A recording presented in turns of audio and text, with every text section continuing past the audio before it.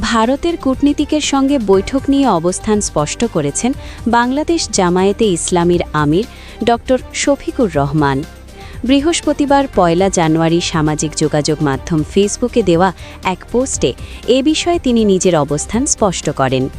পোস্টে জামায়াত আমির বলেন, আন্তর্জাতিক মিডিয়া রয়টার্সকে গতকাল দেওয়া এক সাক্ষাৎকারে একজন সাংবাদিক আমাকে জিজ্ঞেস করেন, ভারত যেহেতু আপনাদের প্রতিবেশী দেশ, তাদের সঙ্গে আপনাদের কোনো যোগাযোগ আছে কিনা, কোনো কথাবার্তা বা বৈঠক হয় কিনা।